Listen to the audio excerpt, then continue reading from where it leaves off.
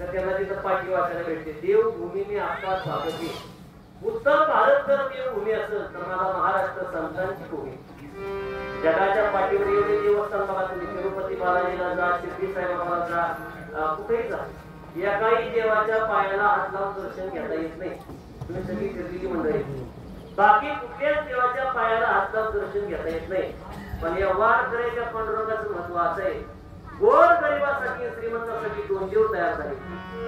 श्रीमंताचा देव आहे त्याला तिरुपती बालाजी म्हणा.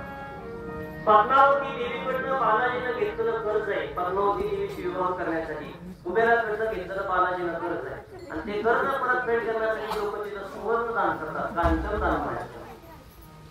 या कर्जाला फेडता फेडता फेडता बालाजी जवळ गेला तर पायाला हात लावून दर्शन. श्रीमंतासाठी देव तयार झाला त्याला तिरुपती बालाजी म्हणा.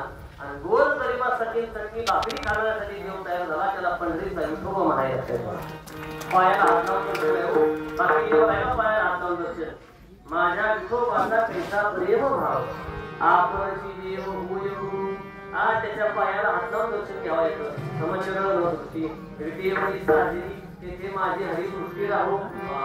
सुंदर ते ध्यान उभे देवळी विटेवरती उभाय कटेवर हात ठेवले आणि त्याची वारी करत करत करत बापू सारखी लाखो वारकरी दरवर्षी जातात. आणि तिथं गेले की आंतरिक समाधान घेऊन येतात. तुकोबारामध्ये देहू गावातनं तशीच आमची परंपरा होती. खांद्यावर पताळ घ्यायचा वारी करत करत जायचं. ही परंपरा आमची माझ्या वडिलांची राजी गाडी. कोण होतं तुमच्या परंपरेत? तर महाराजांनी उत्तर दिलं आमच्या परंपरेचे मूळ पुरुष विश्वंभरराव तुकोबारांची पिढी आहे का. आता जे राजस्थानचे भाटीला मध्ये आधी किंवा वंशवळ येणार आपली वंशवळ आपल्या विषयाची तापीला कोणत्या पिढीच्या नावात सांगता येतं. उदाहरणार्थ मी माझे वडील माझे आजोबा माझे पणजोबा खापर पणजोबा याचे पुढे मला सांगता येतं. 4-5 पिढीचे पुढे बसलेल्या पिढी तुम्हाला सांगता येतं. तुकोबारांनी 8 पिढ्या सांगितल्या. विश्वंभरराव मूळ पुरुष आणि या विश्वंभररावाला पुढे परंपरा सांगतो. हरी आणि मुकुंद. मुकुंदाचा 200 पुढे वाचनात आला नाही कोणाच्या. पण हरिपुत्र विठोबा तिसरी पिढी. विठोबाचा पदाजी पदाजीचा शंकर शंकराचे कान्होबा कान्होबाचे गोदोबा गोदोबाला पोर 3 जगगुरु तुकोबा कान्होबा सावजी. तुकाराम महाराजाला भाऊ दोन होते सख्खे. कान्होबा एक सावजी एक.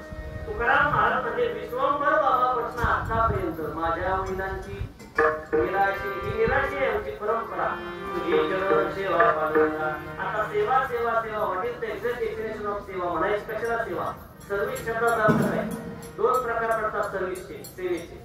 एक सकाम सेवा आणि दुसरी निष्काम सेवा. सकाम सेवा तुम्हाला म्हणायचं निष्काम सेवा. रामायणात 2 दाखले आहेत निष्काम सेवेची आणि सकाम सेवा. निष्काम सेवा एकाच केली आणि सकाम सेवा दोघांनी केली. विभीषणाची केली त्याला सकाम सेवा म्हणतात. आपल्या भावाची पार्टी सोडली आणि राम प्रभूला पाया पडायला गेली. शरण गेले पण फायदा एक करून घ्यायचा होता. लंकेचा लंकापती होतो. म्हणजे देवदेव केला पण देवदेवाच्या बाजू पोराचे चांगले भाव हा भाव म्हणत होता. त्याला तिथे का तुमच्या त्याला तिच्या 50 वाऱ्या केल्या. पण दरवर्षी देवाला जाऊन म्हणायचा माझ्या पोराचं तेवढं चांगलं होईल. सेवा केली सेवेला किंमत आहे. पण या सेवेमागून फळाची अपेक्षा ठेवली सकाम सेवा.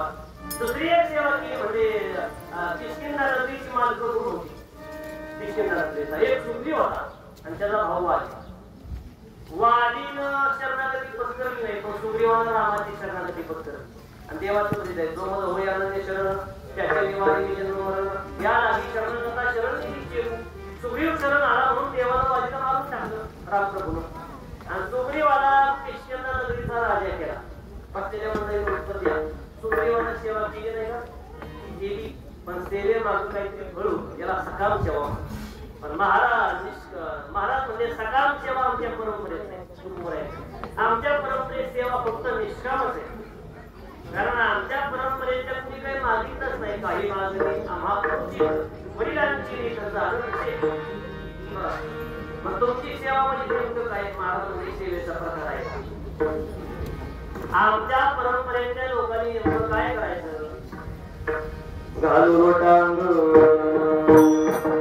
Ah